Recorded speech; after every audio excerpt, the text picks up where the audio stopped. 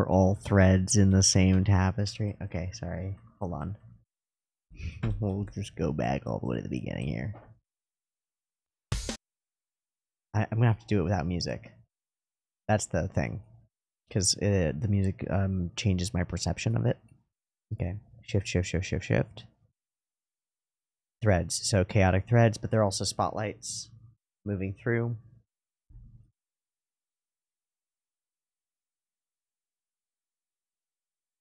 It's like Plato's cave. It's the shadows on the wall, things behind things, multiple layers of perception. Things are not quite what you think they are, but sometimes they coalesce. And around those moments of coalescence is born the unity duality. These two form one whole, but they are split. They are separated. Blue, red, belief, other belief, misbelief, this belief. They're also layered on top of it. They are Kill la Kill. This is one thing. One thing is Kill la Kill, and it is the story of these two people. And it is the story of the rise of Ryuko, and the evening of the field with Satsuki. What's actually really great is the momentum of the two of them. Satsuki isn't moving down very fast. Ryuko is moving up quite quickly. Ryuko is moving up faster than Satsuki moves down. So it's not so much that you're dragging Satsuki down or destroying stuff. Ryuko is just raising her position. And Satsuki's, their eyes never get to the same height. Why? Because Satsuki knows more than you do. You're her. You can look at the scene and your eyes will be drawn to her eyes because you're her. Satsuki is looking down on you, of course, because she's always looking down. Because she is the ideal. She is the divine. She is the untouchable. She is always judging and always better than what is. And you contain this duality as well within yourself. Not just you are this thing, but you contain this duality within yourself, which is the one who judges and the one who tries. I try to do something, damn, I did something stupid. I try to do something, damn, I did something stupid. And then there's the super of you doing everything, and then your actions being reflected onto you by the group, by the population, by the society, by the faces of everybody else, which is part of the judgment of the Satsuki. Okay. Twisted algorithmic awesomeness. Through the portal we go. Infinite digital fractal city. People, hierarchies, stacks and stacks of people. You don't know what this means, but you're a part of it. Transcendence born is you. You stand amongst them, but you're special. Infinite, yeah, with the coloration, right? Infinite possibility. Rad, rebel, stance, chill, character design. You are a person. Right, you're the main character. Okay, good. We got it. We get it. The reason that the main character is more colorful than everybody else is because you, to yourself, will always be the person that you know best. I mean, you might not know yourself very well, but you're still you. And so nobody else knows you and knows how you works at all compared to you. So you're the main character. So of course you see yourself as the main character because you see all the frills and the colors and the things that are a part of you and the things that make you special. Of course, everybody else sees you as one of the bland motherfuckers in the corners unless you're doing something really special, and then they'll look at you. But there you go. Bam. Multiple versions of yourself.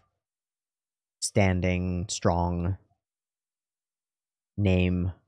The red thread, of course, that binds us. We are all bound together. We're all connected. The stripe of red within her. Boom. Slice, a catalyzing event. First birth. Slice, a catalyzing event. She's forced to take off her clothes, become free and open and honest. And this leads to finding out all of the things about her. And we meet the fact that this thread is connected to everybody. Bam, boom, bang. Just show off these characters because they're cool. Mako gets a little bit of an extra, little bit of motion. Pow. Friends, friends, friends. Satsuki. Full movement around her. So this is exactly the same frame as Ryuko, just reversed, of course. And this time she's not so much looking down. We're more looking at her. We sort of understand because we're in her stance, right? This is who she is. And she has to be laid bare as well. But we haven't seen that yet. What we see when she is laid bare is just her truth is all perfect. It's the sword. It's already the other uniform. It's perfection. It's this weird shit. And that one moment, why is that there? Fragility? Potential?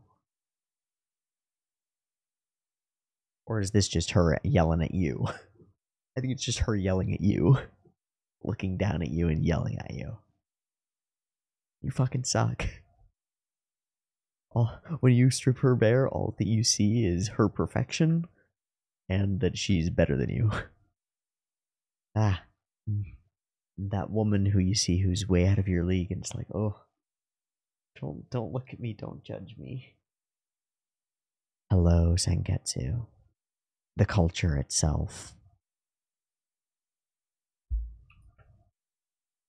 Awake and alive and within you and a part of you, and it wants to be a part of you, and it wants you to wear it. I hold my destiny in my own hands.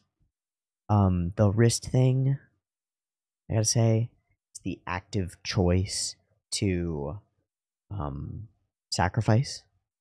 The active choice to hurt myself, not to hurt myself, sacrifice is better.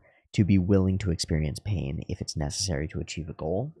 Enables you to the pain of honesty, the pain of nakedness, and the pain of bleeding, because it's both pain, right? Enables you to integrate wholly with this thing, fully transform, which just looks really cool. It changes you, it hurts, but it locks into place. And something sexy happens to you. That's the best way to put it. Something appealing happens to you. The most visually appealing thing that you can do for a young man is sexy. So something sexy happens to you. And boom, boom, boom, boom, bam, you're ready to rock.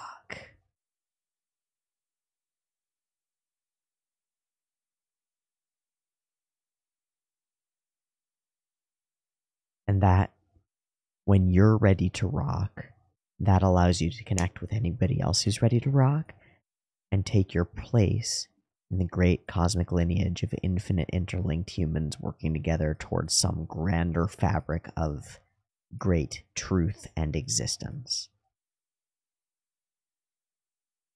Also, we need a fight scene. And I think this shot was made really fast. If I remember from the documentary, they like crammed this one together,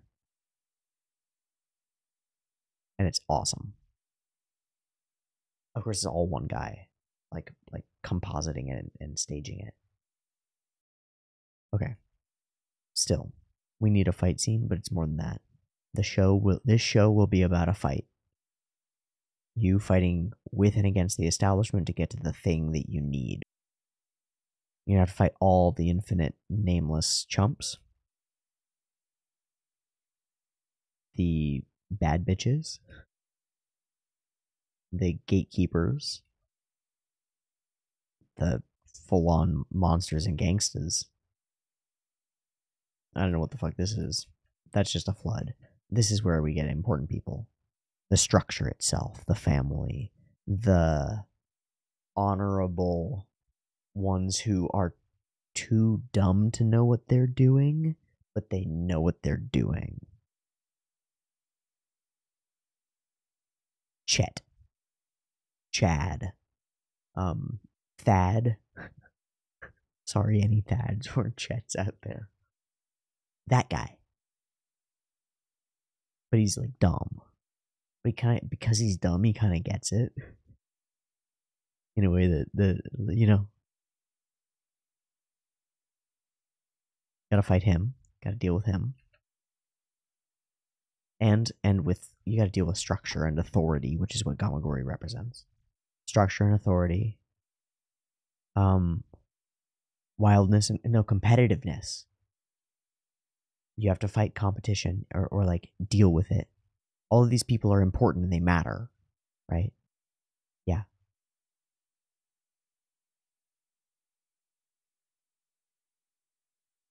I don't know how to read Nonon. She's music. It's creativity, but like insane creativity. I don't know, but that's Mako too. But it's also like the woman's best friend, I think, kind of, because she's like known her the longest.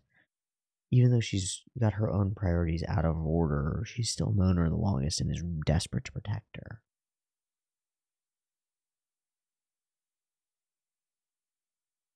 And then there's Cyberboy. I don't know how to read him either. He's just cool as shit.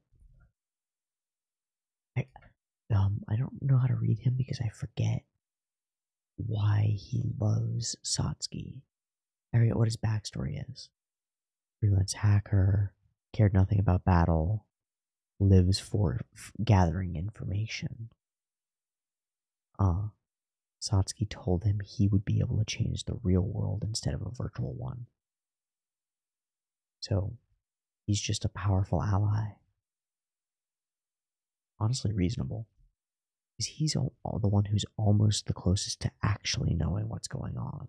Even though Nonon is the closest in terms of age and time and whatever, he's the one who actually gets the closest to understanding the truth. He's the guy who's only there for information. He's pretty close to the Divine Feminine. But he's not fucking her. He's doing alright though. Okay. We go in through the eye of her, because all of this, we see it from the perspective of the overarching deity goddess that views all of society. Pow.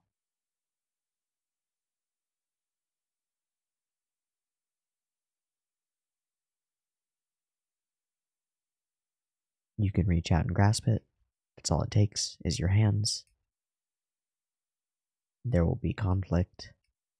Again, the same rising.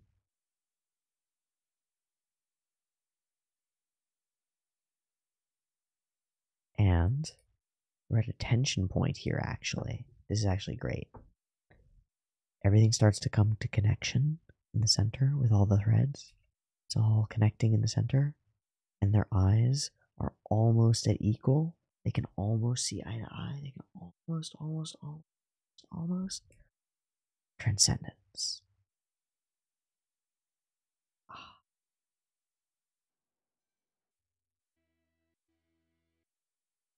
Almost. Transcendence. Two things become one. Almost. Transcendence. Sounds like an orgasm, right? Because it's the thing that leads to childbirth, that leads to humanity, that leads to marching along in the beat of the drum of the society that made you, and it works because at least it made you. So that's your father, so that you know that works. So you're seeking out something, so you're going out for it, and it all comes back to the same damn thing, and you find yourself in it, and you find it in yourself. So I hope that there's been a moment of transcendence in this video for you. Now I have to go to bed. Good night. Support me on Patreon.